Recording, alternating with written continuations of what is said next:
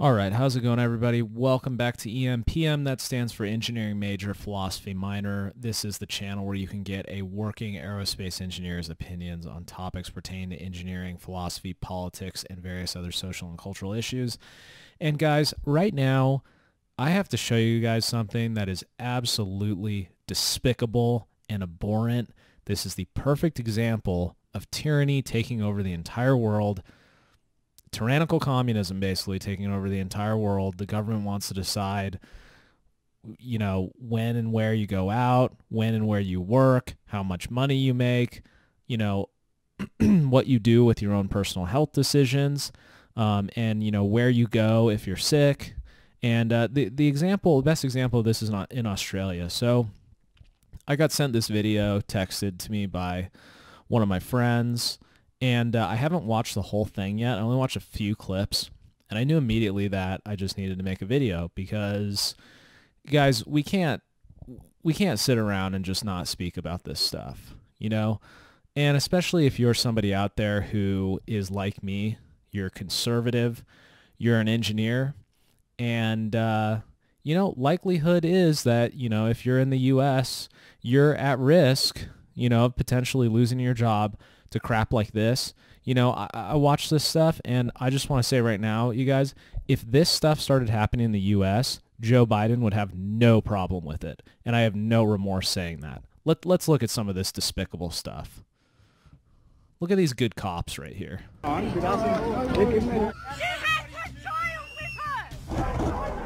yeah, look at that. Just, holding a woman back with a child. Look at these people running at a couple people, shooting them with rubber bullets just because they're outside. No Western nation has been more zealous to slow the spread than Australia, which wants no COVID spread at all. Needless to say, this time... Yeah, so, this is a guy from Daily Wire. He's speaking, but we might as well respond to it.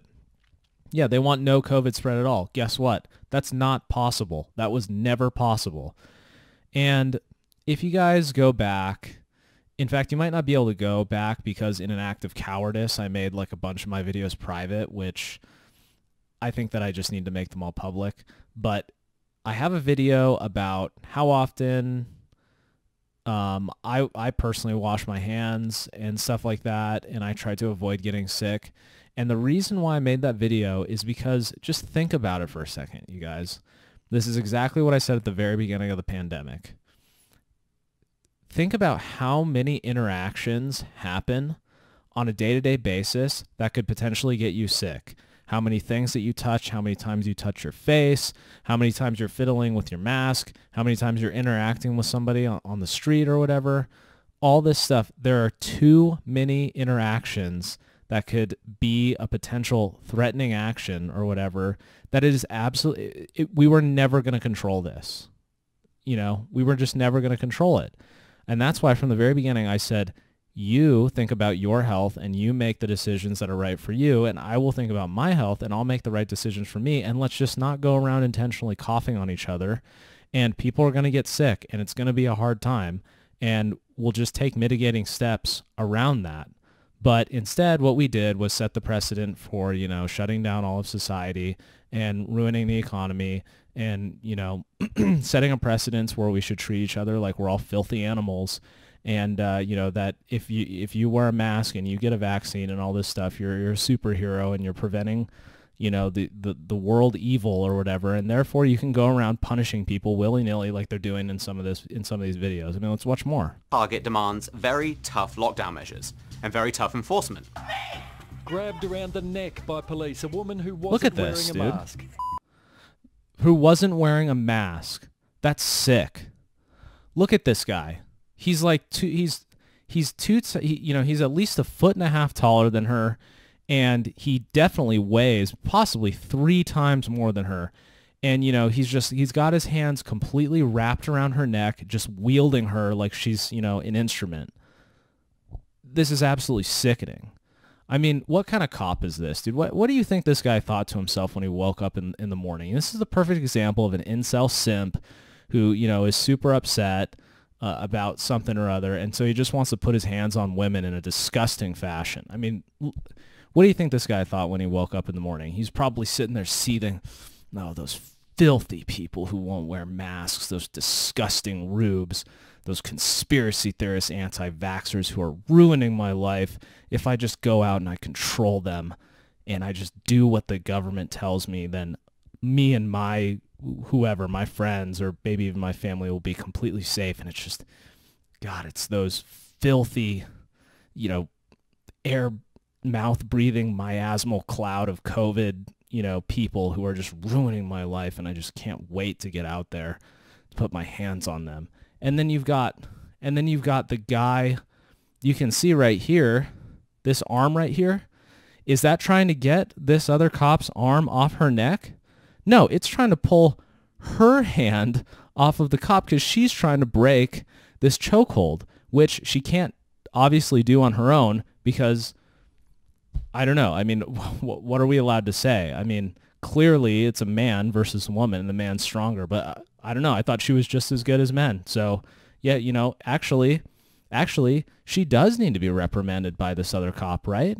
Because she's so strong and powerful, just like this other man who's wielding her like, just like one of my guitars that I have in the background, just wielding her like an instrument. It's sick. It's sick. And this is what, if this started happening in America, Joe Biden doesn't care. Kamala Harris doesn't care. This is what they want. Think about that. This is what they want. Do you have any communication circling around between people about the planned any protests coming up? As countless viral videos are showing, Australia's police have been swift to shut down gatherings and force citizens into their homes. Videos of Australians clashing with police are everywhere on social media. Some show cops opening fire on peaceful anti-lockdown protesters with rubber bullets. Others show cops going door to door, asking neighbours to rat each other out for rule violations. Wow, rat each other out for rule violations. Let's take a look. Here it is. Gulag Archipelago, Volume 1. Read this on the channel too. This will only take a second. Here we go, right here. Section 10 of Article 58 of the Soviet Criminal Code. It's Section 10. Its definition was propaganda or agitation containing an appeal for the overthrow, subverting, or weakening of the Soviet power, and equally the dissemination or preparation or possession of literary materials of similar content. For this section, in peacetime, a minimum penalty only was set, not any less, not too light. No upper limit was set for the maximum penalty. The scope of agitation containing an appeal was enlarged to include face-to-face conversations between friends or even between husband and wife or a private letter. Subverting and weakening the government could include any idea which did not coincide with or rise to the level of intensity of the ideas expressed in the newspaper on any particular day.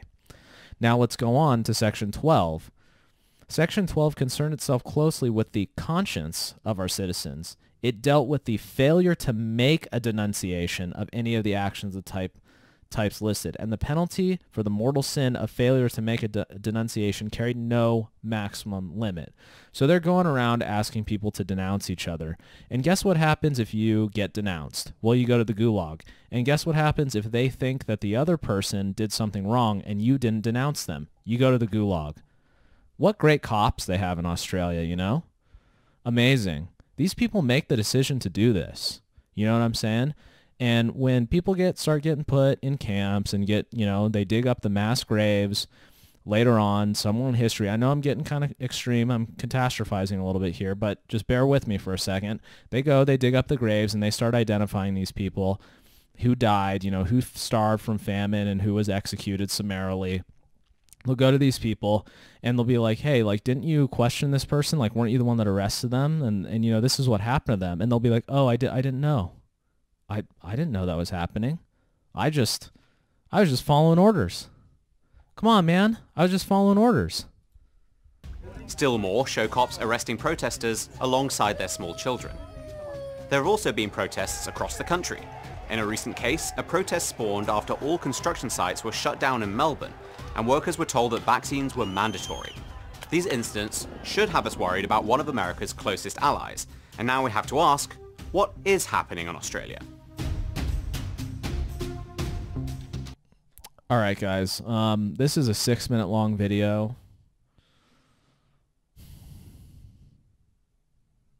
I kind of want to go through the whole thing, but you know what? I'm already at 13 minutes here. This is a 6-minute long video, so in this little short segment, I've got so many things to talk about, but in this short segment, we're just gonna chill on this for now, right here.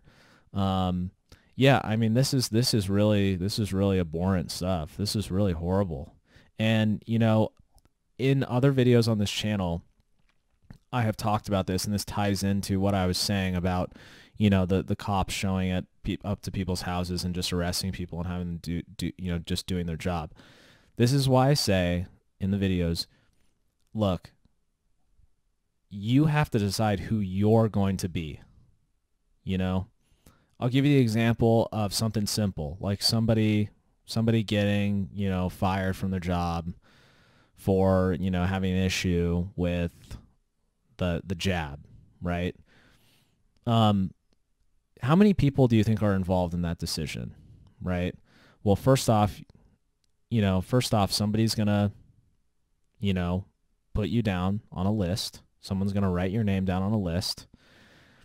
Another person is gonna start drafting up the papers. Another person is gonna decide what the conditions are of your expulsion. Another person is gonna deliver those papers to you.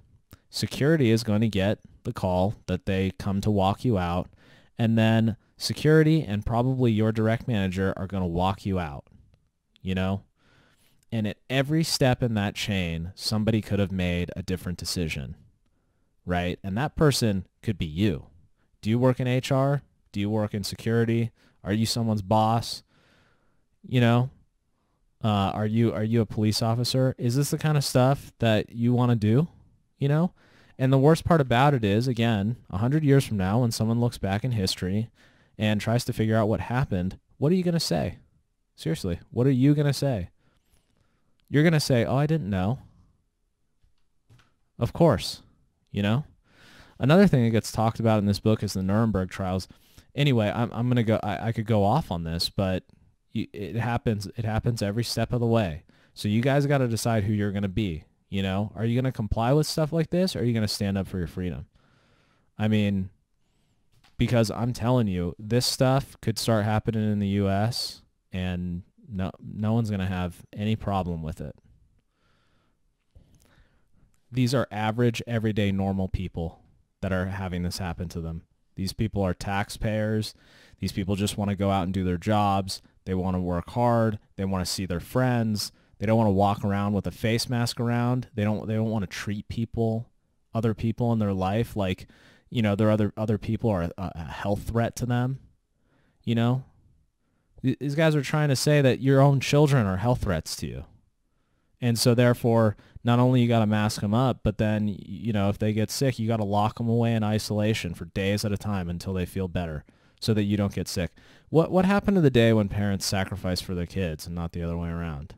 It's just sick, you know? I don't have any kids and I don't have a wife, but I hope and I pray that if I was in that situation, I would die for my kid, straight up, just to comfort them.